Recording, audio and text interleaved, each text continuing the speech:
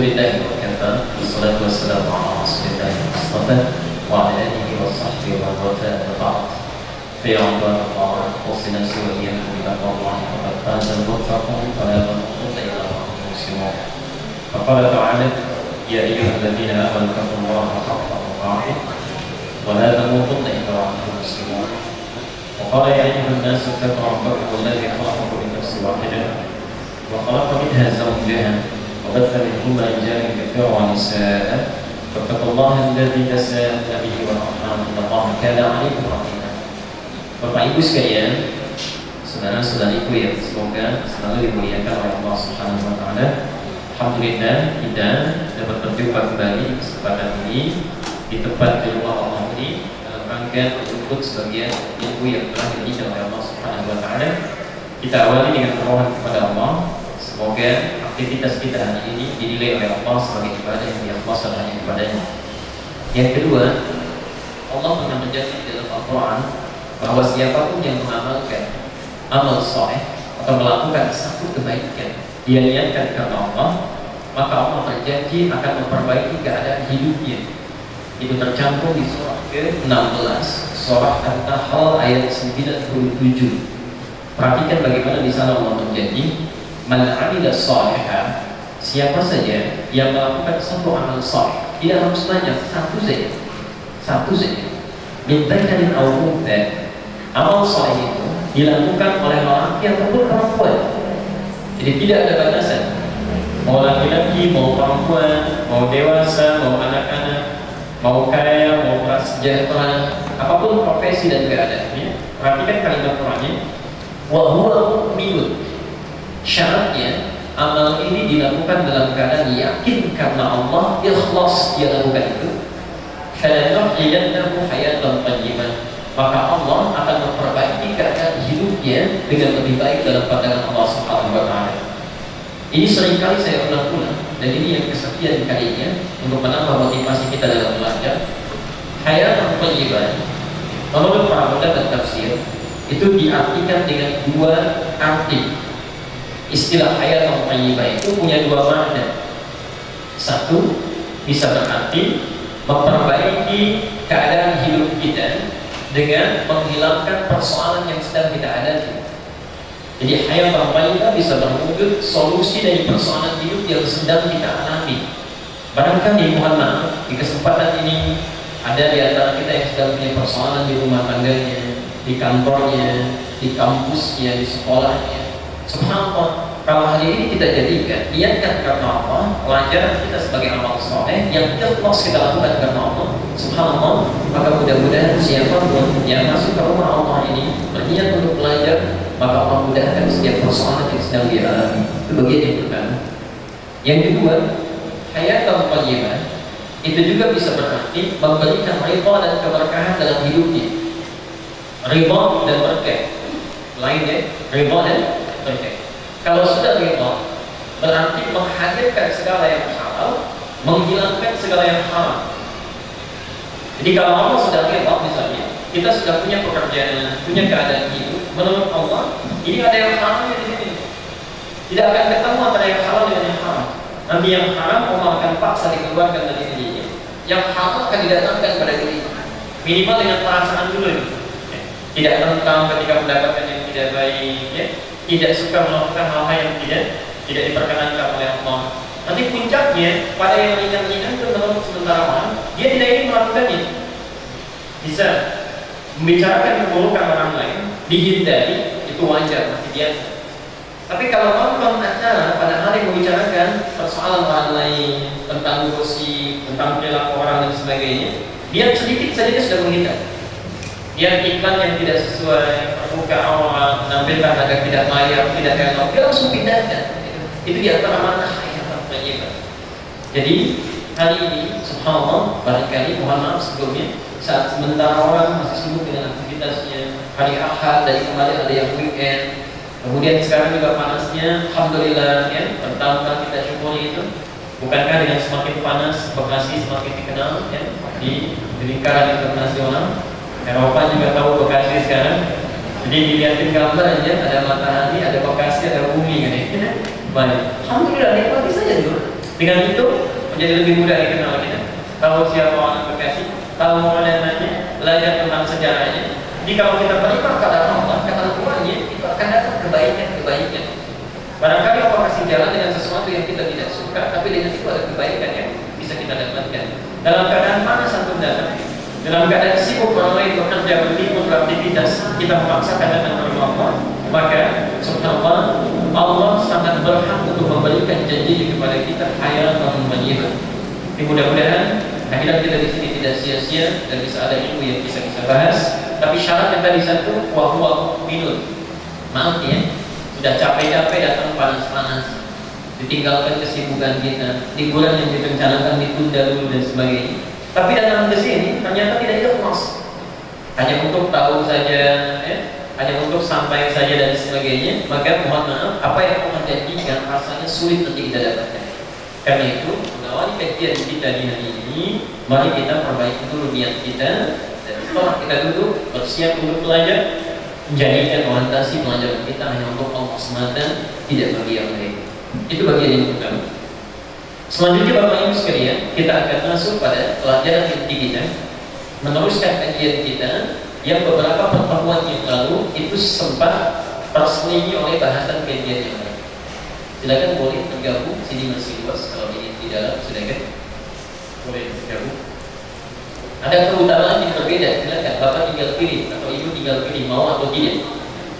Allah menjanjikan pada orang yang ada di sekitar masjid, ketika masuk ke dalam masjid, doanya apa? Allah melakukan apa? Rahmati. Ya Allah, mohon bukakan bagiku pintu-pintu rahmat. Saya pernah menaikan ini kan, rahmat di Quran itu punya 3 makna, punya 3 arti. Satu, rahmat itu artinya ampunan Allah yang tak terbatas. Ampunan Allah yang tak terbatas bagi dosa yang sudah berlebihan. Bagi dosa yang sudah berlebihan. Kalau ada orang bohong, bertobat diampuni tidak? Orang mencuri bertobat diampuni tidak? Bergosip bertobat diampuni tidak? Diampuni. Ada orang bohong, gosip, mencuri, mabuk-mabukan juga, mau tobat diampuni tidak? Nah, perhatikan kalimatnya. Kalau dia mau bertobat, dosa apapun itu, ada orang bohong, gosip, berselisih, mencuri, bertengkar, berkelahi, subhanallah. Kadang-kadang melakukan hal yang tidak wajar, satu kali berpikir dia bertobat, datang ke rumah Allah. Perhatikan kalimatnya. Ketika masuk ke masjid, dilangkahkan kaki kanan, mengucap Allahumma ftahli abwaaba rahmatik.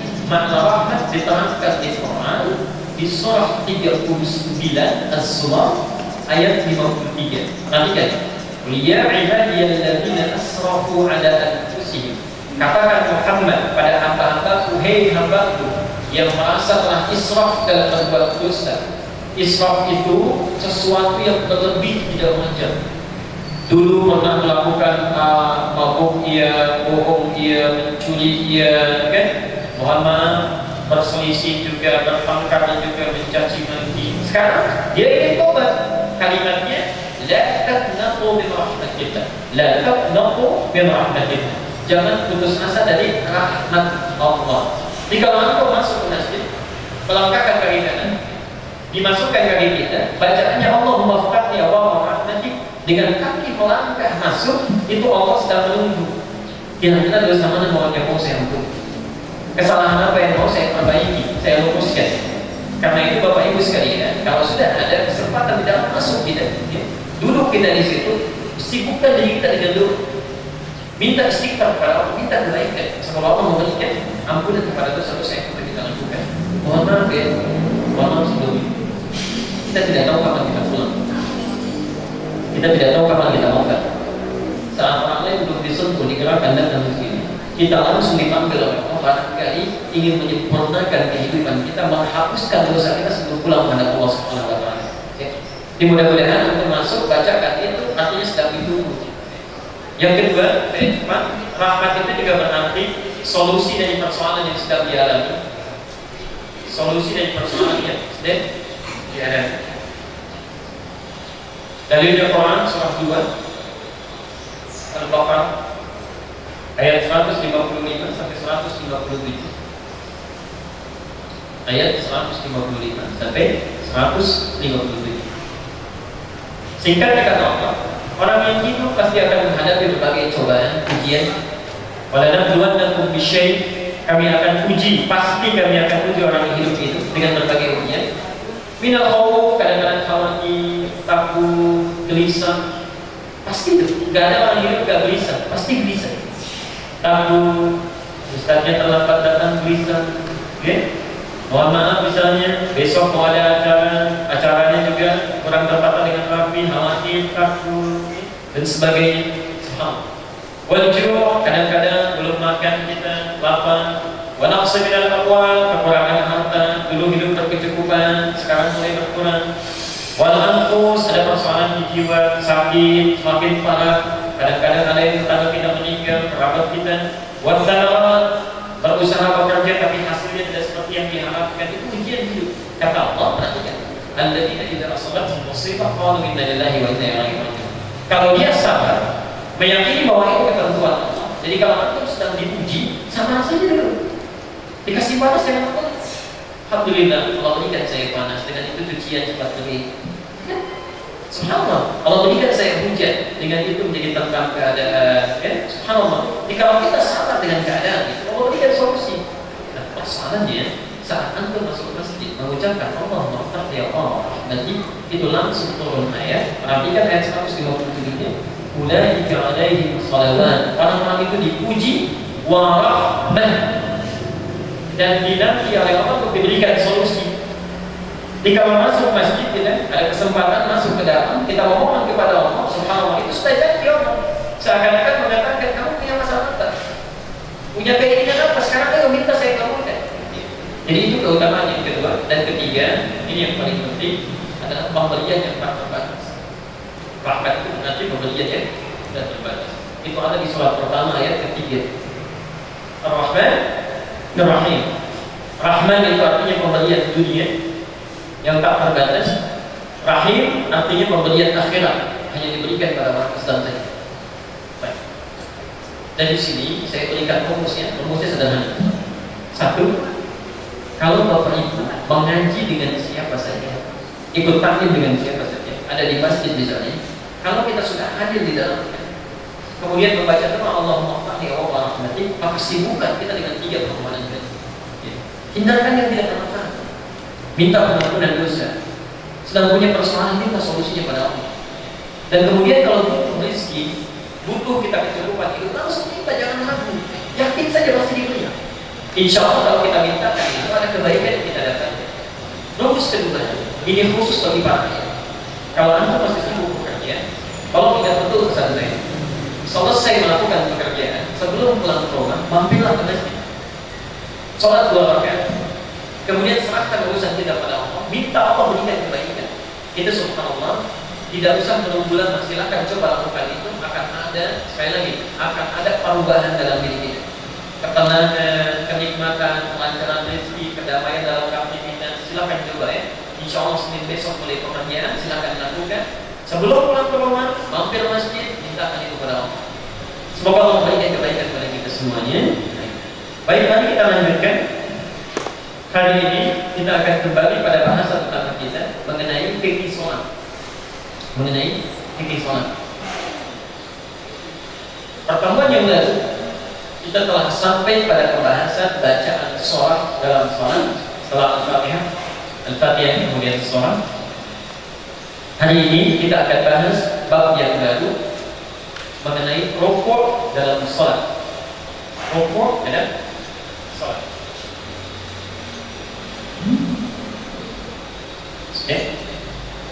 Kita akan bagi ke dalam 3 bagian pembahasan kita.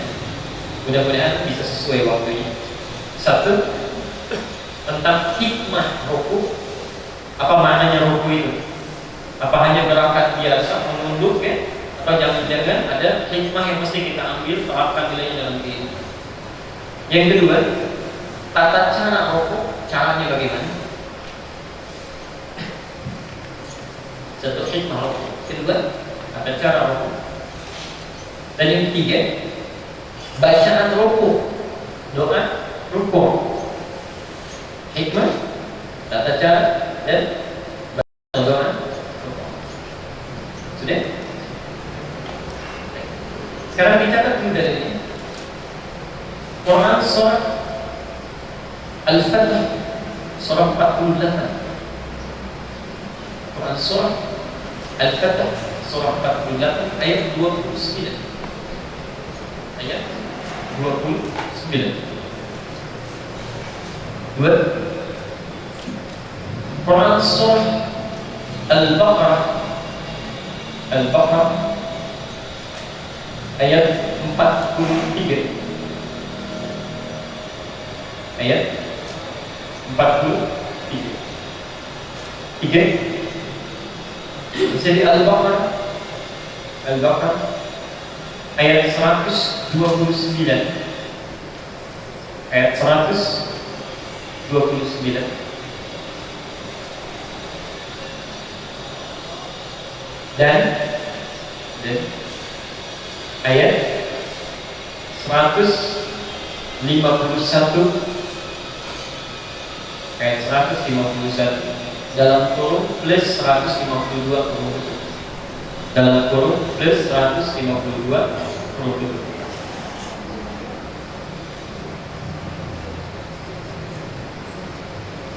Sudah cukup.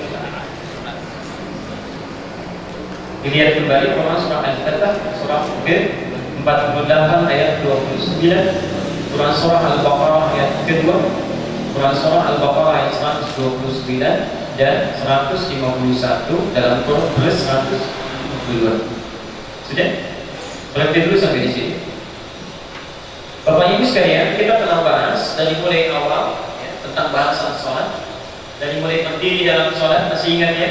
Jangan lupa berdiri tegak, posisinya kakinya lebarnya selebar dengan bahu, tidak terlampau lebar, tidak terlalu rapat ya. Diusahakan posisi kaki itu depannya tidak condong seperti ini ya. Walaupun tetap sah sholatnya. Jadi ukuran menghadap kiblat itu sepanjang badan kita umumnya menghadap ke kiblat. Jelas ya? Sepanjang badan kita umumnya menghadap ke kiblat. Jadi kalau umumnya badan ini sudah menghadap ke kiblat, misal ini kiblat ya, itu sudah dipandang sah sholatnya ya. Dan beruntungnya kita, alhamdulillah, kalau ini Ka'bah, di sini ada Hajarul Aswad, itu subhanallah, orang Indonesia itu langsung posisi kiblatnya menghadap ke Hajarul Aswad, langsung. Negara tetangga kita sendiri tidak pas di sini. Malaysia itu masih di sebelah sini, masih di samping Hajarul Aswad. Tapi Indonesia itu pas langsung ke Hajarul Aswad. Jadi kalau posisi kiblat kita baik, itu subhanallah langsung dimulai di tempat yang paling baik. Semuanya Ka'bah itu baik. Maksudnya tempat awal ibadah, orang tawaf kan di sini ya. Menghadap dimulai di sini, itu langsung pas di sini. Jadi saat berdiri diusahakan betul kita berdiri tegak menghadap ke arah kiblat. Posisi kaki sebaiknya, walaupun ini tidak banyak diatur di dalam hadis, tidak banyak diatur. Jadi kadang ada yang bengkok ya, depannya terbuka, belakangnya kan ke dalam ya. Boleh, saya kira satu orang bisa bantu saya. Besok bisa bantu. Tinggi biar lihat. Sebelah sini. Ya. Untung saya pakai peci. Sekarang lihat kakinya begini. Lihat ya. Saya rapat menghadap kita tidak? Saya menghadap kiblat ya. Kiblat menghadap kiblat karena dari atas sampai ke bawah umumnya sudah menghadap ke kiblat. Perhatikan. Sekarang mari bersedekah. Ya, lihat. Ada sesuatu yang aneh tidak? Baik. Kaki tidak ada masalah. Yang jadi persoalan ketika kaki yang luar terbuka begini, yang dalam ke belakang, ini masih ada celah. Siap? Masih ada celah. Sedangkan hadisnya sahih menyebutkan syaitan itu akan masuk ke setiap orang yang sedang bersolat, menggoda dia, mengatakan ingat ini, ingat itu, sampai dia tidak sadar berapa rakaat sedang menunaikan sholat. Jelas ya? Karena itu perhatikan. Sekarang coba lihat. Lurus depannya, dapatkan. Ada perbedaan? Kembali seperti apa? Ini ada perbedaan? Baik ya, sekarang luruskan. Ada bedanya? Baik ya. Jadi ketika kaki kita yang depan itu dibuat lurus dengan belakang, kemudian menempel, subhanallah, ini pun jadi rapat dan tidak mengganggu. Insya Allah nggak mengganggu. Saat takbir coba takbir, Allah Akbar, tidak mengganggu ya. Tidak mengganggu, ini juga tidak mengganggu. Jadi ini lebih rapat, keadaan bahu sejajar. Jelas sampai di sini? Dan itu akan lebih baik dalam pandangan kita ke kiblat. Ingat bapak-bapak, terutama dalam merapatkan meluruskan, yang lurus itu tumitnya, kaki bagian belakang, bukan depannya, bukan jadinya. Kalau tumitnya itu lurus baik, maka bahu akan sejajar. Tumitnya tidak lurus, maka mohon maaf, ukuran kaki macam-macam. Ada 36, 35, 37, 41, itu akan berpengaruh pada lurusnya bahu. Jelas sampai di sini? Ini bagian pertama. Setelah itu kita mengangkat tangan. Saya terdengar kalau saya simpan lagi dulu. Oke, perhatikan sini. Boleh sejajar dengan bahu, buangan ke baik sini. Jelas? Yang kedua, boleh yang jempol ini sejajar dengan daun telinga di sini. Oke. Yang ketiga, boleh yang jempol menempel dengan daun telinga di sini. Kata Imam Asy-Syafi'i, bagi perempuan itu yang terbaik yang ketiga. Tapi tidak ada pilihan, maaf, tidak ada keutamaan mau yang ketiga begini, mau yang begini atau yang begini. Sama saja. Nah, kenapa Imam Asy-Syafi'i berpendapat yang terbaik perempuan yang ketiga begini? Karena dulu hijabnya itu ya, di zaman dulu belum ada mukena, belum panjang. Jadi kalau ngangkatnya itu seperti ini misalnya, sebagiannya itu terbuka ya. Sekarang kan sudah ada mukenanya ya, sudah ada mukenanya. Makanya dulu rapat itu, nah supaya bisa menjaga beberapa aurat yang lainnya. Sekarang sudah ada mukena, sudah lebar, jadi di sini pun tetap baik. Ya. Mau di sini silahkan anggap yang paling mulia. Yang penting ini itu dinamakan dengan apa takdirnya? Ihram itu artinya melarang, meninggalkan. Takbiratul ihram, takbir yang melarang kita, meminta kita untuk meninggalkan segala hal yang tidak terkait dengan sholat. Kalau sudah sholat tidak boleh mukul. Sudah sholat tidak boleh melakukan aktivitas yang tidak terkait dengan sholat. Kalau sudah takbir tidak boleh memikirkan hal-hal di luar sholat. Jadi intinya Allahu Akbar, buang urusan dunia ke belakang. Jelas ya? Dunia tinggalkan, menghadap kita kepada Allah. Jelas ya? Nanti kita akan teruskan. Jadi saat bisa mengucapkan Allahu Akbar, pikiran telah diarahkan. Allah Maha Besar. Ya. Supaya nanti pikiran kita tidak lihat. Kadang-kadang tangannya Allahu Akbar, pikirannya kemana-mana. Ya. Kunci mobil di mana? Kemudian macam-macam. Anak sekolah sudah diantar atau belum? Arisan belum dapat tanggal sekian. Ya. Lisannya takbir Allahu Akbar. Karena itu menerjemahkan hati maksud. Kemudian simpan di dada. Saya cepat karena ini sudah pernah saya uraikan. Untuk mengingatkan saja. Tangan posisinya telapak yang kanan bisa ada dua posisi. Satu, menutup punggung yang kiri gini. Ya, pas betul menutup ini. Pas ya. Nah, kemudian disimpannya di dada. Posisi dada sederhananya, ini ada rongga di atas perut kata Ibnu Hajar. Ini ada perut, di atasnya ada rongga di sini, oke? Itu disimpan di sini. Ada yang menafsirkan di sini, Tapi pendapat yang paling baik menurut saya yang terkuat itu yang di rongga di sini. Di atas perut ada di sini, karena tidak ada beda laki-laki dan perempuan. Jelas ya? Baik. Nah, para bapak dan ibu sekalian, posisi pertama, telapak kanan menutup punggung yang kiri. Jelas? Ini ada beberapa keadaan, boleh. Satu, boleh pas menutup begini, atau yang ini pergelangan kanan menutup pergelangan yang kiri begini. Oke? Di sini. Boleh lebih sedikit. Tapi di hadisnya ada larangan kita sampai telapak ini menggenggam siku di sini. Awas, ada larangan ini. Biasanya kalau sedang ke puncak sholat subuh kan gini ya. Baik, jadi cukup sampai di sini, simpan di dada atau menutup di sini. Jelas di sini. Yang kedua, boleh yang kanan ini menggenggam langsung punggung yang kiri gini. Ya, digenggam erat. Simpan di dada. Jelas sampai sini? Ini sudah saya terangkan maknanya, hikmahnya dan seterusnya. Selesai itu kita membaca doa iftitah atau istiftah. Ada 12 doa. Silakan dipilih saja mana yang paling memudahkan. Yang pendek mendekati panjang disebut iftitah. Silakan dibaca. Yang panjang bacaannya, ya, Allah itu disebut dengan istiftah. Silakan dilihat. 12 doa ini ada yang paling pendek, ada yang panjang. Silakan dibaca ini sesuai dengan situasi dan kondisi saat kita menunaikan sholat. Lihat seperti ini. Bisa, saya sedang menunaikan sholat, tenang sendirian di rumah, sholat malam. Ambil yang paling panjang, kita sedang tenang. Bapak sedang menjadi imam di masjid misalnya, ambil yang pertengahan yang sedang. Tapi kalau kita sedang menunggu pesawat misalnya, sebentar lagi mau take off, sedang menunggu kereta api misalnya atau bus, kita tunggu di terminal, sebentar lagi mau datang, maka jangan paksakan membaca yang panjang-panjang, pilih yang paling pendek. Karena itu diturunkan langsung disebutkan nanti 12 doa supaya kita bisa memilih. Catatan pertama, saya ingatkan ini. Satu,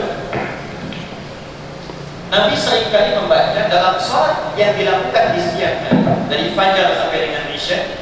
Itu beliau membaca seringkali doa yang Allahumma ba'id baini dalam sholat yang pertama.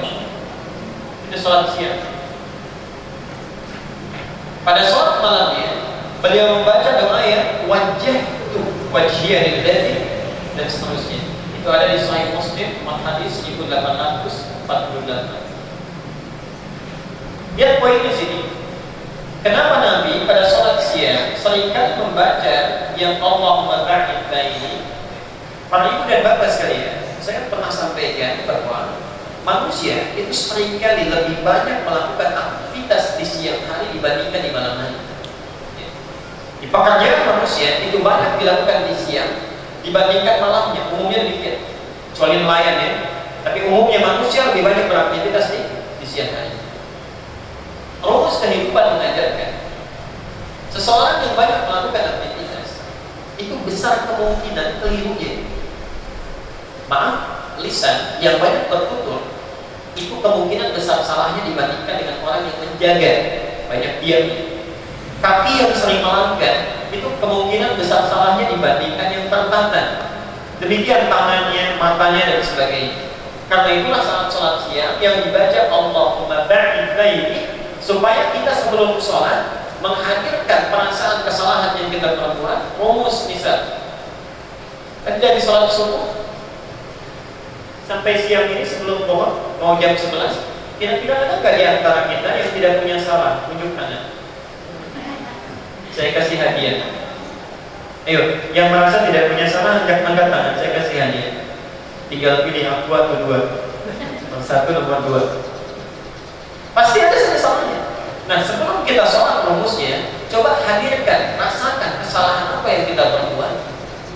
Lalu dari sini sebelum sholat, rasakan kekurangan-kekurangan itu. Ketika membaca Allahumma ba'id baini, kita memohon kepada Allah, rasakan semoga kesalahan ini dijauhkan dari diri kita. Allahumma ba'id baini wa baina khataayaaya kama ba'adta baina al-masyriqi wal maghrib. Duhai Allah, mohon jauhkan antara aku dan kesalahan yang aku perbuat sebelum sholat ini, sebagaimana Engkau jauhkan antara timur dengan barat.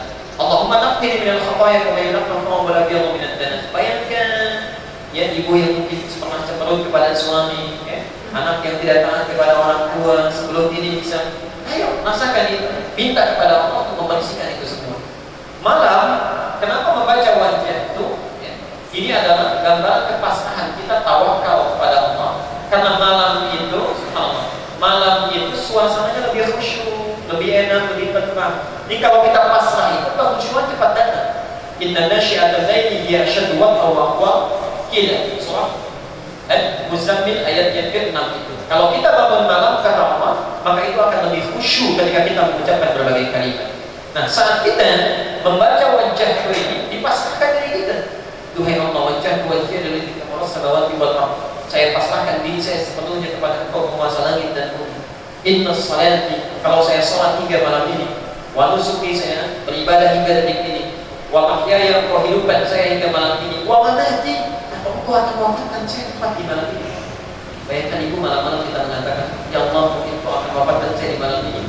Subhanallah, subhanallah. Wa ana lillahi rabbil alamin, dan saya pasrah sepenuhnya, saya bertawakal sepenuhnya hanya untukmu saya lakukan. Dan syarikat saya berjanji tidak akan musyrik lagi. Wa bidzalika amartu, begitu saya diperintahkan, wa ana minal muslimin, saksikan ya Allah, mulai detik ini saya akan berubah menjadi muslim yang lebih baik lagi. Itu malah. Catatan keduanya, mohon maaf, wajah itu tidak pakai indi, tidak pakai indi. Ingat, yang indi wajah itu doa saat menyembelih hewan kurban, bukan saya. Ini poin kita. Kemudian membaca Al-Fatihah, saya sudah terangkan di pertemuan yang lalu dengan segala perbedaannya. Ini tidak ada masalah. Silakan yang jadi imam mau diawali dengan basmalah dijaharkan boleh. Hadisnya ada sampai 70 hadis. Diriwayatkan sebagai oleh Imam Syafi'i. Yang mau disirkan boleh, pilihan Imam Ahmad bin Hanbal. Yang tidak mau dibaca juga boleh. Saya sudah mulaikan pilihan Imam Malik. Ya, mohon maaf, pertama baca bismillah, selanjutnya tidak dibaca sama sekali juga boleh. Itu pilihan Abu Hurairah. Disilahkan pilih keempat-empatnya ini.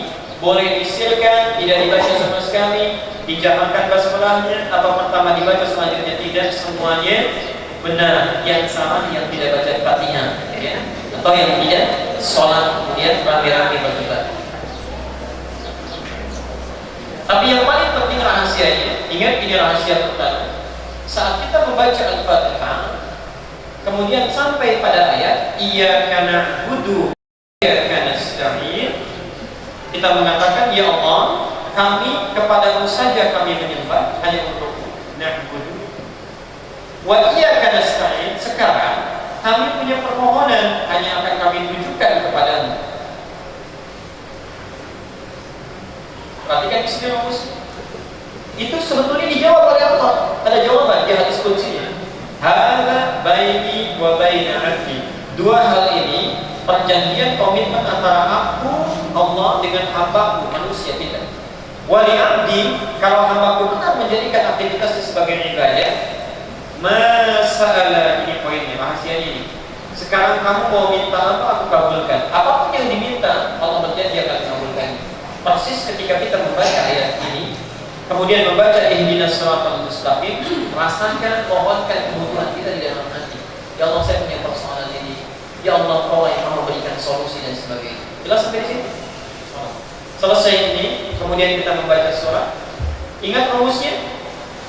Surat itu artinya permohonan yang disampaikan pada sosok yang tak nampak dalam pandangan. Bapak Ibu ingin mengajukan permohonan pada wali kota. Kalau sosoknya tidak ada, yang kita buat apa? Surat kan ya? Baik. Ada yang lihat tokoh di sini? Sulit kita melihatnya. Tidak bisa kita memandangnya secara fisik langsung, tapi kita merasakan keberadaannya. Karena itulah dalam sholat, kalau punya permohonan spesifik, perhatikan rumusnya. Sebelum sholat, catat dulu persoalan kita, permohonannya apa. Lalu pilih ayat dan surat yang sesuai dengan permohonan kita ini. Setelah membaca waladhdallin amin, bacalah ayat-ayat yang sesuai dengan permohonan yang akan kita mohonkan. Siap?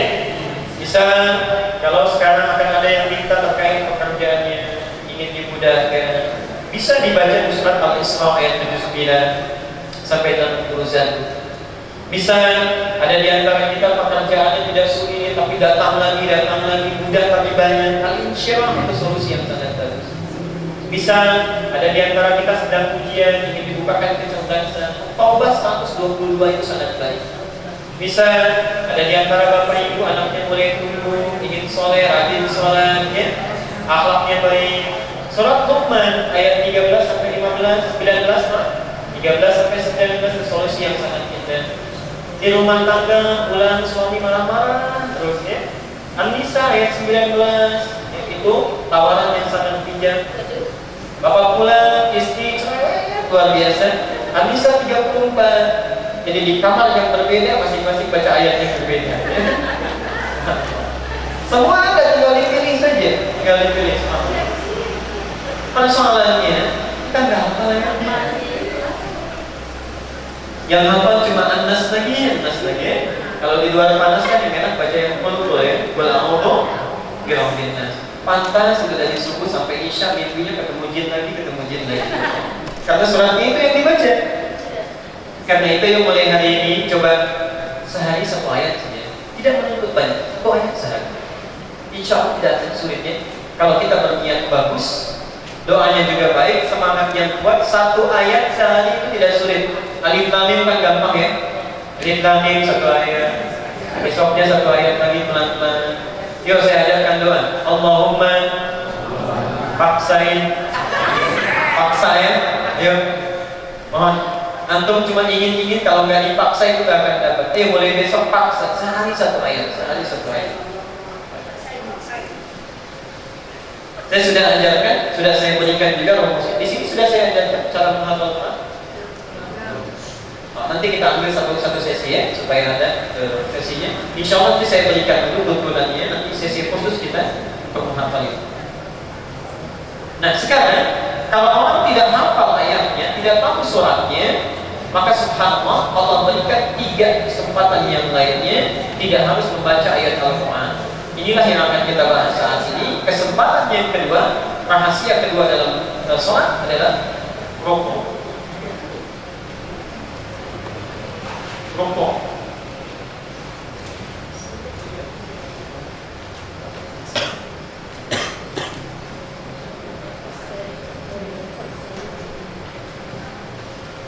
Yang kita bahas itu adalah hikmahnya dulu,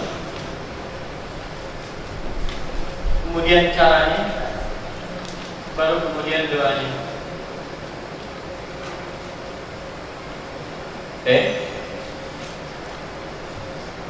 Bapak dan Ibu sekalian, mohon fokus dengan saya sebentar di sini.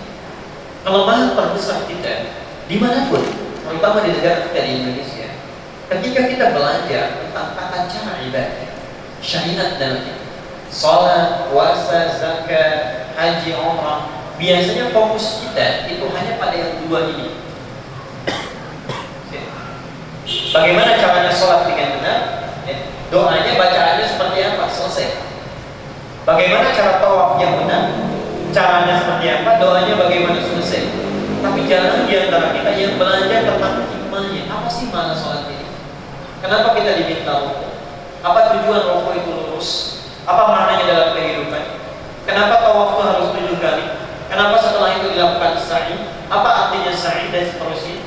Nah, Bapak Ibu sekalian, itulah sebabnya, mohon maaf, amal ibadah kita itu terbatas kepada manfaat ritual saja, tapi tidak ada dampak dalam kehidupan harian.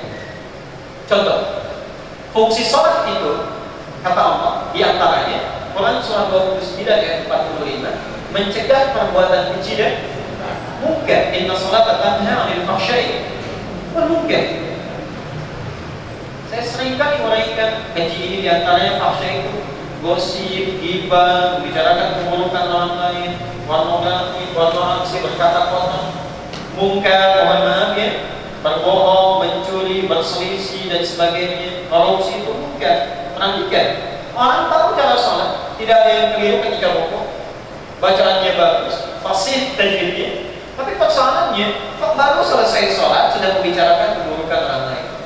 Kemana dia nggak sholat? Emang kebiasaan dia nggak pernah ke masjid. Baru selesai sholat. Subhanallah, baru selesai sholat. Judulnya taklim, memang ikut taklim, sholat dan sebagainya. Selesai itu baru dibicarakan. Kadang-kadang nggak tanggung, ustaznya juga dibicarakan. Saya kira begitu, ternyata tidak ya. Macam-macam ya.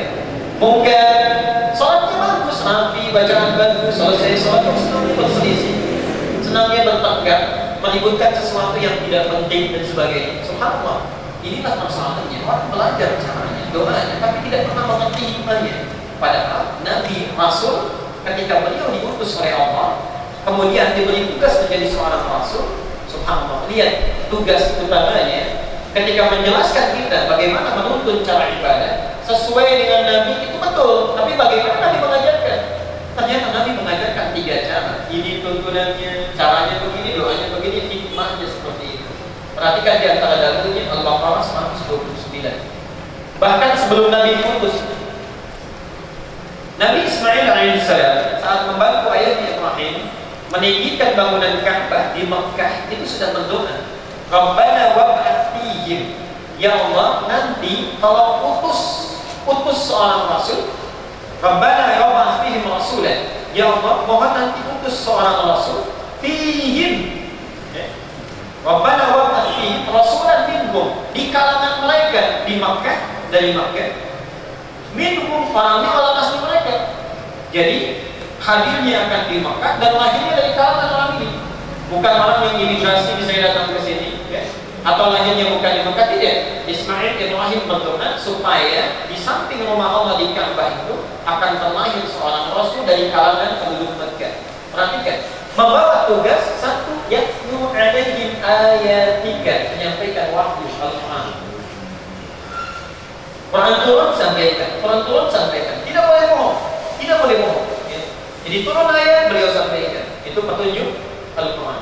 Yang kedua, wa yu'allimuhumul kitab, mengajarkan kandungan Quran ini, ya, melalui hadisnya, ditafsirkan, diuraikan. Makanya disebutkan Alkitab di situ, supaya bisa dikaji, dipelajari, dihimpun dan sebagainya. Contoh, wahyu ada perintah sholat, diajarkan oleh Nabi bagaimana cara sholatnya. Ya. Wa yu'allimuhumul kitab, ditafsirkan ini begini caranya, ini doanya. Subhanallah, tidak cukup dengan doa dan cara, perhatikan ya, wal hikmah dan hikmah. Ini apa maknanya rukuk? Apa maknanya sujud? Apa maknanya kita duduk di antara dua sujud dan sebagainya? Kenapa mesti begitu? Subhanallah. Diajarkan hikmahnya. Kalau hikmah ini sudah disampaikan, baru muncul hasilnya. Wa yuzakkihim. Bila tiga ini sudah lengkap diajarkan, maka akan muncul dampaknya terhadap akhlak dan perilaku, tazkiyah, bersih, tuturnya baik, bersih, pikirannya bagus, perilakunya baik. Jadi kalau orang belajar cuma wahyu, cara sama doa saja, hikmah tidak dipelajari, tidak akan muncul dampaknya. Atau sebaliknya, cuma hikmahnya saja, tapi bacaannya tidak bisa, caranya tidak mampu, tidak akan maksimal hikmah kehidupannya. Jelas sampai di sini? Baik, dari sinilah mari kita mulai dulu apa hikmah rukuk dalam kehidupan kita. Dalilnya harus bersumber dari dalil. Quran surah 48 Al-Fatah ayat 29. Jadi keliru kalau ada yang mengatakan tidak usah belajar hikmah, cukup belajar doa dan caranya saja. Itu biasanya sedang les saja. Kebetulan dia belum belajar. Ya, jadi kalau sudah belajar pasti disampaikan. Teruskan sini. Quran surah Al-Fatih 48 ayat 20. Perhatikan kalimatnya. Muhammad Rasulullah. Muhammad sallallahu alaihi wasallam adalah utusan Allah.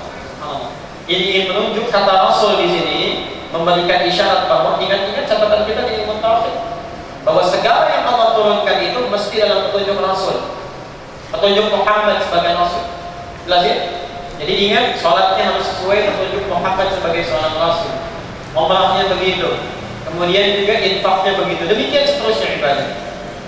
Sekarang perhatikan, kalau kita sudah sesuai dengan Rasul, maka walladzina ma'ahu, sedangkan orang-orang yang bersamanya itu, kalau fokus ke sini, kalimat ma'a di sini ini punya dua arti. Satu, bisa berarti orang yang semasa dengan beliau, sahabatnya, yang semasa. Ma'a itu artinya bergandengan, bersama, digandeng, berada. Yang kedua, bisa yang tidak semasa, tapi bersama beliau di akhirat nanti. Artinya umatnya, mengikutinya, menggandeng sunnah Nabi. Orangnya sudah tidak ada, nilai-nilainya yang digandeng, spiritnya, itu umatnya. Jadi, walladzina ma'ahu, subhanallah, ciri-ciri umat Muhammad itu, kalau ada orang yang mengaku umatnya Muhammad, ikut sunnah, ikut tuntunan Nabi atau sahabatnya, maka ciri utamanya ada dua. Satu, asyidda'u 'alal kuffar. Asyidda'u 'alal kuffar. Dua, ruhama bainahum.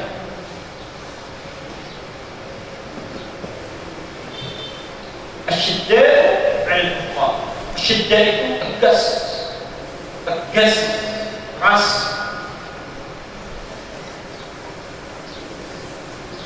Ada kuffar terhadap terjemah kita diterjemahkan seringkali dengan orang-orang kafir, gas keras terhadap orang-orang kafir. Makanya kalau menerjemahkan sepotong-sepotong atau tidak dengan ilmunya, itu nanti sana sini sifatnya keras. Ada non muslim keras, yang ini keras, itu tidak tepat ya. Nabi saja bergaul dengan tetangganya yang non muslim. Abu Darda itu dulunya non muslim, namanya Uwaimir bin Zaid bin Qais, punya sahabat, subhanallah, Ibnu Rawahah, sahabatnya duluan masuk Islam, itu bergaul dengan tetangganya. Subhanallah, baik berdagang sampai Uwaimir ini masuk Islam, berubah nama menjadi Abu Darda, disebut Kunyani. Darda itu anaknya perempuan, bukan anak laki-laki. Perempuan setelah itu masuk Islam jadi orang paling zuhud saat itu. Imam Ahmad bin Hanbal, kenal Imam Ahmad? Cinta ya. Imam Ahmad. Saat beliau tinggal di apartemen di flatnya, subhanallah, tinggal di lantai bawah, di atasnya itu subhanallah itu seorang pendeta Nasrani. Di kasur beliau di sini itu tepat berada di bawah kamar mandi sang pendeta. Tidak dinyanya ternyata dibocor turun ke bawah di sini. Ibu apa yang terjadi subhanallah? Tidak ada marah, tidak ada teguran, tidak ada kekerasan. Yang terjadi adalah di bawah satu ember bejana disimpan di sini, digeser tempat tidurnya. Subhanallah, begitu turun ini kotoran diangkat, kalau sudah penuh dilemparkan, dibuang, penuh dilemparkan, dibuang. Satu kali tidak pernah cerita beliau sakit. Tahu ini tetangganya beliau sakit, dijenguk sih. Subhanallah, begitu masuk ke kamarnya dilihat tuh kaget. Wahai imam, katanya, kenapa engkau tidak cerita? Apa jawab Imam Ahmad? Kalau bisa saya lakukan sendiri, kenapa harus mengeluh? Kalau bisa saya lakukan sendiri, kenapa harus mengeluh? Subhanallah, tertegun orang ini bertanya kepada beliau, berapa lama ini sudah terjadi? Perhatikan 40 tahun. 40 tahun, bukan 4 jam, bukan 40 hari, bukan 40 minggu, 40 tahun. Kalau antum punya flat di depan itu, kejadian seperti ini, kira-kira 4 menit ada tidak? 4 menit. Ini 40 tahun setahun. Tidak nunggu lama, menangis orang itu langsung asyhadu an la ilaha illallah wa asyhadu anna Muhammadan. Bayangkan, tidak banyak guru, tidak pakai nasihat, hanya dengan penampilan akhlak yang paling baik, ditampilkan kehebatan moral Islam itu, subhanallah, langsung berpikir kepada moral yang paling dalam. Nah, kufar dalam bahasa Al-Quran, istilah Al-Quran, orang kafir itu punya 3 istilah kata kafir itu. Satu kadang disebut dengan kafar atau kafar. Al-Baqarah ayat ke-6, innal ladzina kafaru sawa'un 'alaihim a'anzartahum am lam tunzirhum la. Ada kalimat kafar atau kafar. Ini artinya perilakunya, perbuatannya, perilaku yang menyimpang dari aturan-aturan syariat, aturan Allah, itu disebut dengan kafir. Jadi bukan orangnya. Mohon maaf, ini pun bisa menimpa kepada orang yang mengaku sebagai muslim. Jadi kalau ada orang Islam, bisa, mohon maaf, sebelumnya dia tidak mau sholat maka kafir, dia tidak mau zakat maka kafir. Turun ayat la in syakartum lazidannakum wa la in kafartum. Nah, kafar di situ maksudnya perilaku yang menyimpang. Kalau kau syukur ditambah nikmatmu. Kalau kafar menyimpang perilaku tidak mau syukur, maka inna azabi lasyadid. Di situ dia tidak keluar dari Islam, cuma dihukumi bermaksiat, menyimpang. Jelas di situ. Kalau disebutkan kafirun, istilah yang kedua, qul ya ayyuhal kafirun. Atau di Al-Baqarah yang terakhir itu, ansurna 'alal qaumil kafirin, ya. Bisa al-kafirun, bisa al-kafirin. Ini artinya orangnya itu mutlak non-muslim. Tapi belum tentu mengganggu, tidak musuhi. Cuma kadang ajak-ajak, nawar-nawarkan, minta ucapan selamat dan sebagainya. Pada yang seperti ini, itu harus membangun hubungan yang baik dengan sesama. Jangan saling berperang, menyudutkan dan lain sebagainya. Tidak. Ini kafir orangnya. Terakhir, kufar. Kalau disebutkan kufar, ini berarti mencakup kedua-duanya. Mencakup Kedua-duanya. Bisa perilakunya, bisa orangnya. Bisa orangnya. Mohon maaf tadi saya kurang lengkap menyampaikan. Kalau al-kafirun dengan al-kafirin, ini orang-orang jelas yang non-muslim. Biasanya di Quran kalau al-kafirun itu tidak banyak mengganggu. Tapi kalau al-kafirin dia kecenderungannya mengganggu, menyerang. Ya. Makanya kalau disebutkan al-kafirin biasanya diawali dengan kalimat al-sunnah, tolong kami, karena ada gangguan. Maksudnya? Lihat sini. Kalau disebutkan al-kufar, itu berarti perilaku yang menyimpang atau orang yang jelas mengganggu, menyerang orang Islam. Maka pada dua hal ini umat Islam harus tegas. Nah, umatnya Muhammad yang betul-betul umatnya Muhammad SAW itu pasti kelihatan ciri pertamanya dia tegas pada perilaku yang menyimpang. Jadi nggak usah fasilitasi. Contoh, ya, ada ajaran gado-gado misalnya mengatakan semua ajaran agama itu sama, cuma caranya yang beda, menghadap pada Tuhan yang sama, ya? Atau menyampaikan ungkapan yang macam-macam, nyeleneh dan sebagainya. Itu tegas, sudah tinggalkan. Zero tolerance. Ini yang menyimpang sudah, nggak usah capek-capek. Kadang-kadang saya heran kok difasilitasi, diundang, dibikin seminar, disimposiumkan, terlalu banyak energi yang dikeluarkan. Di Malaysia itu tegas, sudah tidak usah difasilitasi, sehingga jelas. Tidak capek-capek, bahasa Qurannya memang begitu. Duduklah, jangan duduk bersama mereka, tinggalkan, jangan fasilitasi. Pernah dengar pepatah Arab mengatakan, bul fi zamzam tuqraf. Bul fi zamzam tuqraf. Carilah sensasi dengan pipis di sumur Zam-Zam, pasti engkau akan dikenal. Bul fi zamzam, carilah sensasi dengan pipis di sumur Zam-Zam, tuqraf, engkau pasti akan dikenal, populer. Jadi ini maksudnya kalau mau dikenal itu kadang-kadang orang bersikap nyeleneh, cari sensasi. Yang seperti ini sudah tidak usah difasilitasi, jangan dikomentari capek gitu. Kita bukan, mohon maaf, orang Islam yang tinggal di negara Indonesia.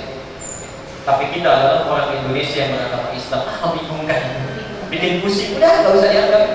Capek-capek dikomentari juga terlalu mahal energi kita untuk mengomentari hal itu. Sudah nggak usah repot-repot.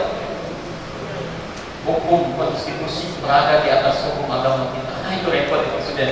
Ya. Capek dipikirkan.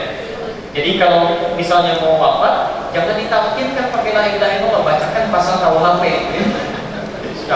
Kadang-kadang nggak konsisten gitu seperti itu. Baik, nggak usah repot-repot. Nah, itu tegas kalau menyimpang tegas. Ya. Kemudian ada izzah. Kalau ada sesuatu yang mencelakakan umat Islam, di situ ada syariat berjuang kita. Tidak bisa dengan tenaga, dengan harta, tidak bisa dengan harta, dengan doa. Doakan yang di Palestina, doakan di negara lain, saudara-saudara kita dan sebagainya. Tegas. Ini ciri satu.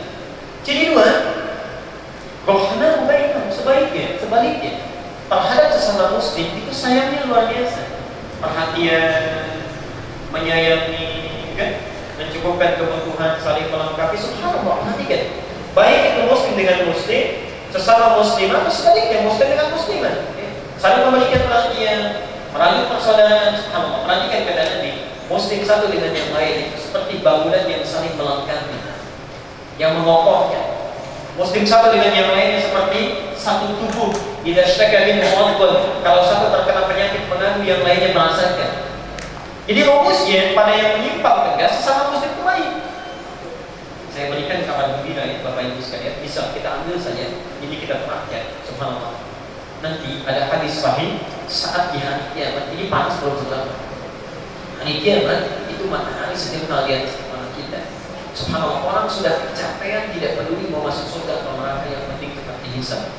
Saat orang bolak-balik capek, mengeluh dan sebagainya, tiba-tiba ada serombongan orang tenang saja nikmat, perhatikan, teduh, dan mereka ada 7 golongan. Sab'atun yadhilluhumullahu fi dhillin yawma la dhilla illa dhilluh. Ada 7 golongan. Saat orang lain kepanasan, dia teduh-teduh saja mendapatkan naungan di sisi Allah. Siapa mereka? Subhanallah. Satu, al-imamul adil, pemimpin yang adil. Kita doakan besok pemimpin kita yang dilantik bisa baik. Bagaimanapun dan siapapun beliau itu sudah terpilih, tugas kita mendoakan kepada Allah, berdoa supaya diberikan kebaikan dalam diri. Okay? Yang kedua, subhanallah. Jadi kalau ada pemimpin, jangankan perilakunya, doanya pun terkabul. Dinaungi dia. Yang kedua, perhatikan subhanallah. syabun di banyak syabun, anak-anak muda. Qalbuhu muta'alliqun bil masajid, hatinya itu selalu tersentuh dengan masjid.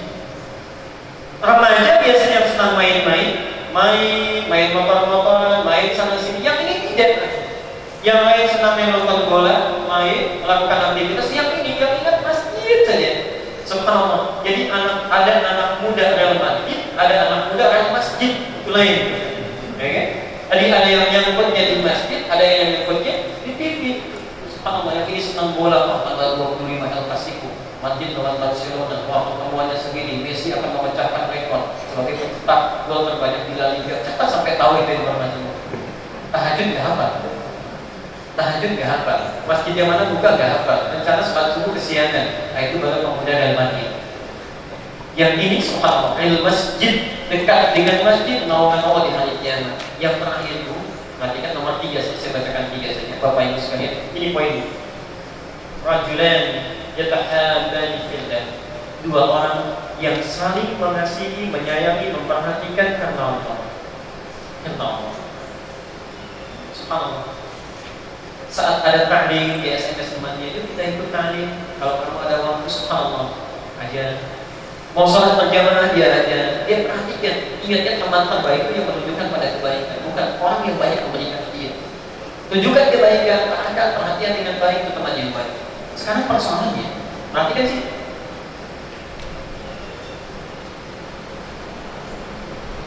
Tadi ciri pertama kan?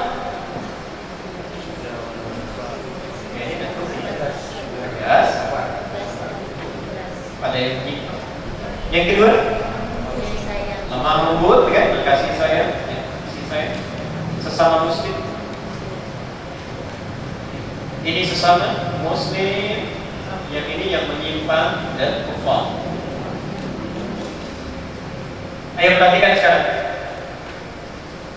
Kira-kira sudah prakteknya sudah nyata belum dalam kehidupan kita? Atau ada yang aneh? Ada yang aneh, kebalik ya. Kalau pada yang ini justru banyak tolerannya, toleransi dalam kehidupan ini melanggar hak asasi, gitu ya. Baik, subhanallah ya. Kadang-kadang kita sendiri yang melanggar hak itu ya. Baik, ini melanggar hak asasi ini. Kadang-kadang subhanallah manusia itu unik ya. Unik. Sekarang lebih kacau, lebih kacau. Bukan hanya melakukan pada sesuatu yang rasional, kadang irasional. Ya. Jangan hanya melakukan kepada manusia, pada hewan pun terzalimi. Bayangkan, perhatikan sekarang ya. Ini mungkin agak unik, kadang-kadang membuat kita tersenyum. Manusia zaman sekarang, zaman Nabi di jahiliyah melakukan kesalahan dia tanggung jawab. Dia membunuh, ayo berani sama saya silakan kalau mau berbalas. Jadi melakukan perbuatan dia tanggung jawab. Manusia zaman sekarang, dia yang melakukan dia lempar pada orang lain. Dan hebatnya lagi, kadang-kadang dia tidak lempar pada orang, dia lempar pada hewan. Yang korupsi manusia yang disalahkan tikus. Okay. Mohon maaf, yang keliaran perempuan-perempuan tidak baik yang disalahkan kupu-kupu. Yang cari itu mohon maaf, laki-laki yang hidung belang mohon maaf yang disalahkan buaya. Macam-macam. Ya ada persoalan. Tapi sesama muslim itu senangnya berselisih saja, beda sedikit berselisih, ribut, bertentangan lagi, mana wujudnya? Katanya umat Nabi, katanya ikut sunnah Nabi, ya? Katanya ini ma'ahum, mana buktinya? Nah persoalannya, dua ini hanya bisa dibuktikan, perhatikan, taruh, ini kuncinya, rokanan sujud. Dua hal ini hanya bisa didapatkan kalau orang yang sholat itu, kata-kata Al-Quran, bisa ketahuan, engkau bisa lihat dalam rukuk dan sujudnya yang sempurna. Sujudnya sempurna. Jadi kalau orang rukuknya bagus, sujudnya baik, maka kita dalam kehidupannya subhanallah akan timbul perilaku yang tegas pada yang menyimpang dan sangat sayang terhadap sesamanya. Rendah hati, baik, perhatian, senang berbagi. Jadi persoalannya di rukunya. Jadi inti utamanya, kalau orang rukunya bagus dalam sholatnya, pasti akan memunculkan pribadi yang sangat baik. Paradoksnya atau kebalikannya, kalau ada orang punya tipikal yang keras dengan sesama, senangnya berselisih, pada yang menyimpang diakomodir, mana yang menyimpang diterima, itu berarti rukunya belum sempurna. Rukunya belum bagus, belum sempurna. Nah dari sini kita akan pelajari bagaimana sesungguhnya cara rukuk yang baik, yang sempurna dan bisa kita pahami hikmahnya dalam kehidupan kita. Kita masuk dulu pada bagian yang kedua, nanti kita kaitkan lagi dengan hikmahnya. Saya mohon bantuan untuk rukuk dengan sempurna. Bagi-bagi pahala, Lakazman, siapa lagi yang lain? Yang muda-muda, masih ini mas. Maju. Allah paksa mereka. Dan dipaksa gak akan maju. Kadang-kadang pahala itu harus memaksa. Menghadapnya kepada sebelah. Nah, kalau ke sana kita sebelah sini. Baiknya, tapi gak apa-apa sini aja dulu. Silakan rokok sebelah sana dulu supaya kelihatan dari sebelah sana. Sebentar. Lebih juga menghadap ke arah juga. Sekarang mau rokok. Allahu Akbar. Sudah baik, pelan-pelan. Perhatikan Bapak Ibu sekalian, ini sudah baik. Satu, perhatikan 3 atau 4 unsur dalam rukuk. Unsur pertama punggung lurus. Sudah baik. Jelas ya? Jelas sih? Dari belakang sampai depan ini lurus.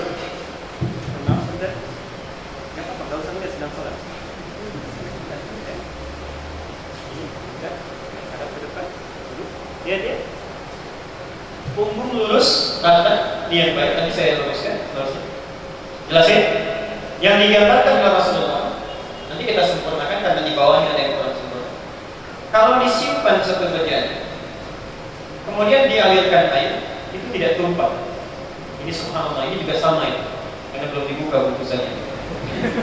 Jadi ini nggak akan tumpah ya.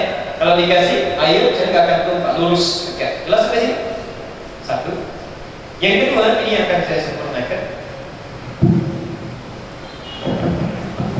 Maaf ya, sabar sebentar.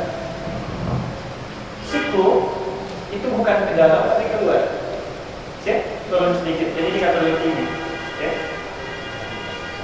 Begini saja, sebentar. Ini siku keluar bukan ke dalam tapi nggak terlampau jauh begini tidak ya, biasa saja. Ya. Telapak kanan diletakkan di lutut. Ya. Posisinya tidak begini tapi begini lurus. Okay. Nah itu. Ya, itu lurus sedikit. Disimpan di lutut. Jelas ya? Satu ini lurus. Ya. Ingat hati-hati, mohon maaf. Kemarin baru Idul Adha ya. Malu kita, kambing yang kita sembelih itu rukunya lurus. Perhatikan, sapi yang disembelih itu sudah lurus. Masa kita yang nyembelih nggak lurus? Ya, sikunya keluar, kalian jemari terbuka disimpan di lutut. Nah ini perhatikan baik-baik. Jaga betul ya. Betis ini kalau rukunya bagus itu pasti akan kencang di sini di ototnya. Ya, otot betis itu. Kenapa? Karena saat ruku itu kaki di sini otot ditarik betis ke atas. Kemudian sampai nyambung ke sini diluruskan. Tumpuannya ada di tangan yang diletakkan di lutut. Jelas ya? Jika ruku kita benar, ini ditarik langsung diluruskan. Tumpuan disimpan di lutut.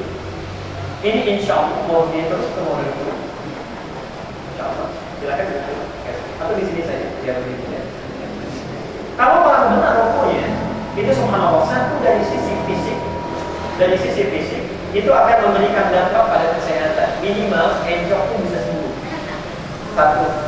Yang kedua, itu pegel-pegel juga biasanya akan lebih berkurang. Kalau tidak terlampau banyak aktivitasnya. Kenapa?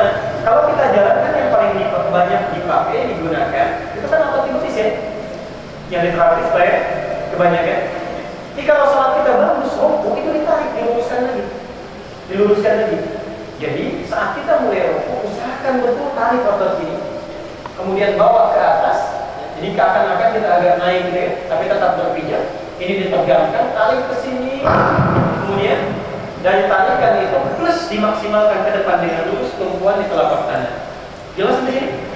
Nanti pulang ke rumah, tolong yang bapak minta dilihat oleh ibu. Ibu sebaliknya, ya. Gak usah lihat ke cermin ya, cermin gak usah. Cukup kita rokok, minta mas tolong luruskan papa. Begitu sebaliknya. Ya. Ibu yang suaminya tidak ada di sini, cara memintanya jangan mengajarkan dulu. Ya. Misalnya kayak rumah, maaf, dari mana dari ibu? Boleh dari ibu, pan. Sekarang cara ruku yang bagus, tolong katanya begini. Ruku dulu kita, papa mau luruskan. Ya. Dari situ nanti otomatis suami akan minta, jangan dibalik. Pak, coba ruku nih, mau baru belajar, baru luruskan itu susah nanti. Baik ya? Mama makan begitu, papa juga udah pesantren. apakah pesantren kilat itu di bagus nah, ya. Jelas? Baik. Sekarang perhatikan sini. Ruku itu maknanya adalah ketawaduan dalam hidup. Tawadu, rendah hati. Tawadu. Ruku itu gambaran hikmahnya ketawaduan dalam hidup. Jadi orang kalau hidupnya sudah mapan, sudah tegak, masih ingat dulu saya terangkan, berdiri itu pertanda kemapanan, kemandirian dalam hidup. Sepanjang masih bisa berusaha, maka jangan gantungkan hidup pada orang lain. Kalau sudah mapan, hiduplah yang seimbang, jangan berlebihan lebar, jangan terlalu rapat, itu pelit, pedih. Orang yang kalau hidup sudah sukses, bagus ya, kemudian seimbang, maka jalani kemapanan hidup itu dengan selalu rumput, tawadu dalam kehidupan. Jangan sombong, maaf ya, baru punya ilmu sedikit sudah merasa yang paling benar, paling hebat. Baru diangkat promosi jabatan di lingkungan masyarakat misalnya, subhanallah sudah berubah gayanya. Kalau nggak dipanggil dengan jabatannya itu nggak mau datang. Baru setelah bapak kan sekian dengan gelarnya baru ini saya. Yang lain masih ada yang sama. Yang ke sini gaya, insya Allah baik. Begitu sebaliknya, begitu seterusnya. Jadi subhanallah, apa yang dihadirkan pada kita kalau sudah matang kita, baik kita dalam hidup, sukses, ada kebaikan didapatkan, merendah ruku.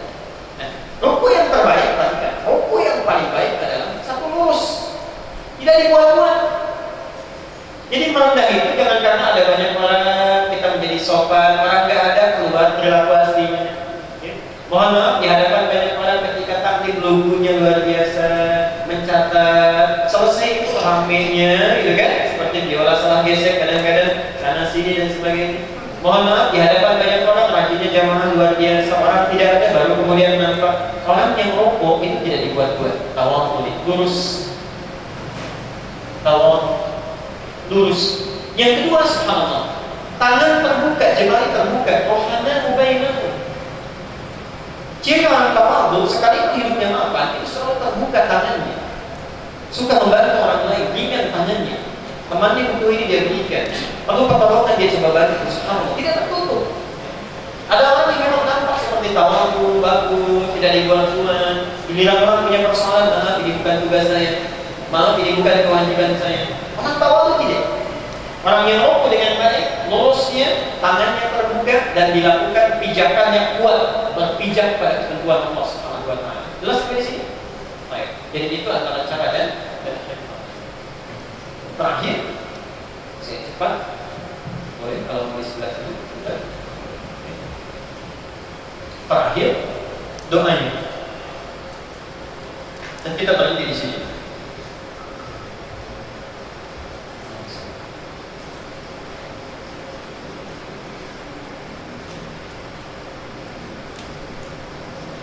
Ada banyak sekali doa rukuk. Ada kisaran 9 sampai 12 doa. Dari yang paling pendek sampai dengan yang paling panjang.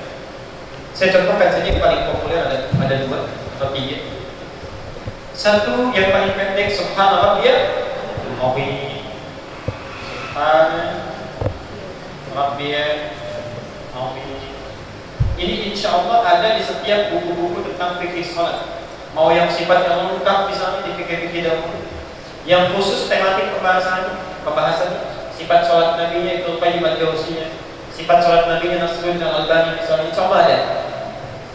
Yang kedua pakai wa bihamdi, subhana rabbiyal azim wa bihamdi. Itu boleh dipakai walaupun sementara ahli hadis menyebutkan ini riwayatnya riwayat bermasalah ya. Jadi ada yang menganggap kuat, ada yang menganggap agak lemah. Jadi mereka mencukupkan pada subhana rabbiyal azim saja. Yang ketiga, ini yang seringkali dibaca Nabi dalam situasi yang tenang dan setelah turunnya surat An-Nasr, idza ja'a nasrullah wal fath. Subhanakallahumma bihamdika, ya, Allahumma fil. Itu yang agak panjang. Subhanakallahumma bihamdika, Allahumma fil. Perhatikan di sini. Bapak Ibu sekalian, dari ketiga hal ini seluruhnya baik, cuma lihat rumusnya, Saat kita mulai rukuk Allahu Akbar, itu jangan dulu baca doa ini. Jangan dulu baca. Ini rumusnya, rukuk dulu. Kemudian tempatkan seluruh tempat-tempat kalimat rukuk ini pada tempatnya.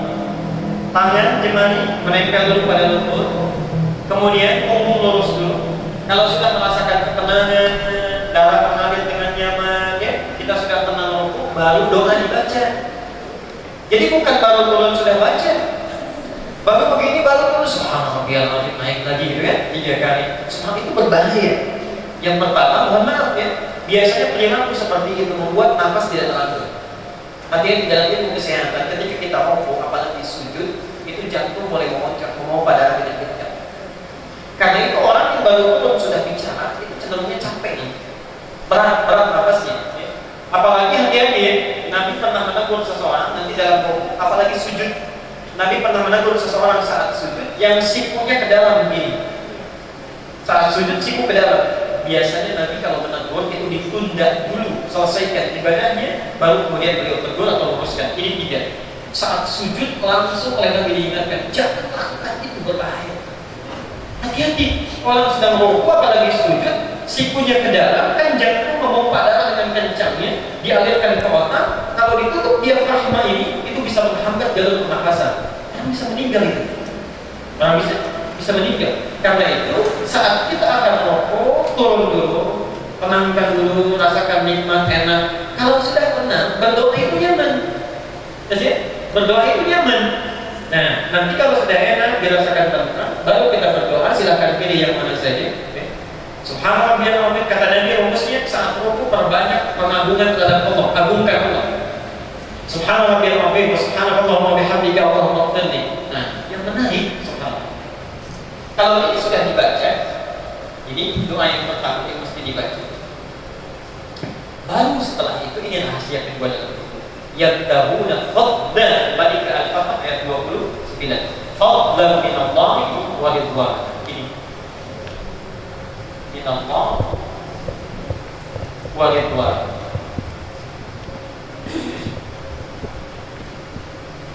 Setelah dia membaca doa yang ini, bisa subhana rabbiyal azim wa subhanallah wa bihamdika Allahumma ighfir. Selesai baca itu, dalam keadaan tenang, imam masih belum naik, mari kita selipkan doa ini. Perhatikan. Dan dalam rukuknya itu, sempurna rukuknya, setelah dia membaca doa yang ini, yabtahuna fadlan, dia memohon keutamaan hidupnya kepada Allah Subhanahu wa taala. Tadi saat baca surat tidak tahu surat yang dibaca, saat rukuk di situ kita mulai hadirkan dalam diri kita, minta yang paling utama. Duhai Allah, saya berada dalam kebimbangan dalam hidup, sedang mengatasi dalam hati kita, ya. Berikan keutamaan solusi yang baik untuk saya. Cepat saja. Bahkan sebelum dimintakan kamu sudah tahu. Yang kedua, jangan hanya minta walidwana dan berikan turunkan keridhaan tentang permintaan saya itu yang apa namanya. Sesaat itu.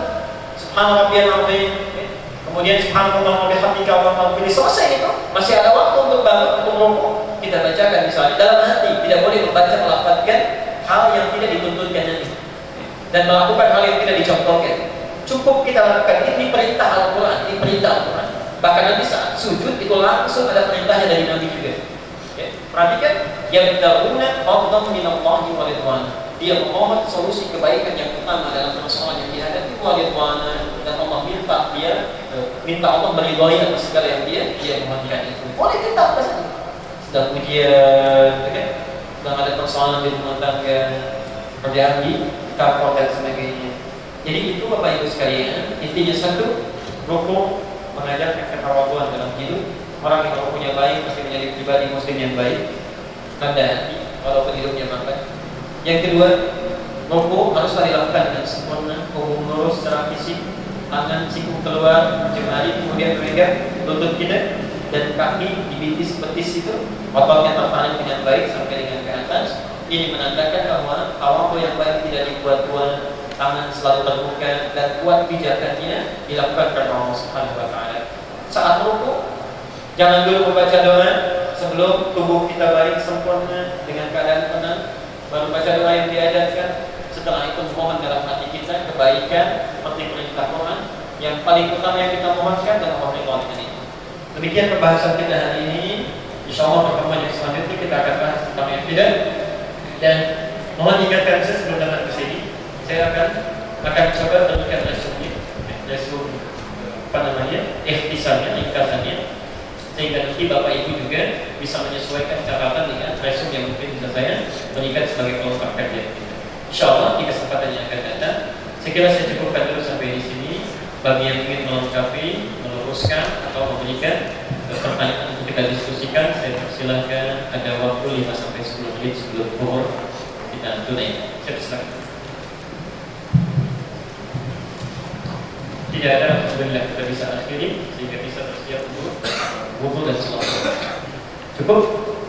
Baik, alhamdulillah. Nampaknya sudah jelas ya.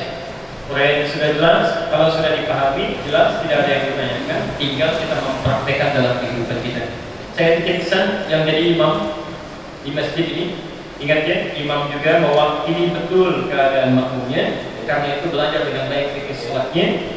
Kemudian praktekkan rukun yang baik, jangan buru-buru, jangan dikejar sesuatu. Kalau merasa terburu-buru dikejar sesuatu, serahkan pada orang lain yang barangkali bisa lebih berhak menjadi imam. Ya, jadi jangan kita mendahulukan kepentingan kita, karena mohon maaf, ada kepentingan Allah dan makhluk lebih besar. Itu bagian yang pertama, sempurnakan rukunnya, mohonkan dalam kebaikan saat itu, semoga Allah memberikan pengampunan kepada kita semuanya. Ini bagian pertama. Yang kedua saya ingin mengumumkan, insya Allah nanti pada tanggal 1 November itu insya Allah di Masjid Al-Ihsan Jakarta Permai hari Sabtu jam 8, termasuk yang metode IAI ini kita tidak ada kajian di sana. Itu insya Allah ada bahasan khusus mengenai fikih keluarga ya, yang akan dilangsungkan di sana hari Sabtu jam 8 pagi. Temanya mengenai pengantin sunnah, bimbingan menuju keluarga sakinah. Ya. Dibahas, insya Allah saya akan mencoba mempersiapkan buku. Nanti insya Allah bukunya akan dibagikan secara gratis di sana ya, dari pihak masjid. Disilakan kalau nanti ada waktu kita bisa berkumpul di sana tanggal 1 November ya. Di Masjid Al-Ihsan Jakarta Permai ya. Bapak Ibu sekalian, selanjutnya saya menyampaikan permohonan maaf yang sebesar-besarnya bila mohon maaf selama ini dalam taklim kita ada sesuatu yang kurang berkenan. Semoga Allah memberikan kebaikan pada kita semuanya. Kenapa? Karena ini menjadi pertemuan terakhir Bapak Ibu dengan saya ya, di tahun ini. Karena kita akan jumpa lagi tahun depan ya, insya Allah tahun depan di tahun yang baru, di bulan yang baru, yaitu bulan Muharram 1436 Hijrah. Saya memohon pada Bapak Ibu silahkan berevaluasi diri, bermuhasabah, sehingga tahun depan akan lebih baik dalam pandangan Allah dibandingkan tahun yang telah kita lewati. Demikian kita mohon kepada kebaikan darinya. Semoga ada manfaatnya. Kalau benar dari Allah dan Rasul, kalau ada salah dari saya pribadi mohon dimaafkan. Kita tutup dengan doa, kita berdoa di sama-sama. Subhanallah wa bihamdihi, asyhadu an la ilaha illa anta, astaghfiruka wa atubu ilaik. Wa akhiru da'wana alhamdulillahi rabbil alamin. Wassalamualaikum warahmatullahi wabarakatuh. Terima kasih Pak Ustadz atas tausiahnya. Mudah-mudahan apa yang Pak Abdul sampaikan ada manfaatnya.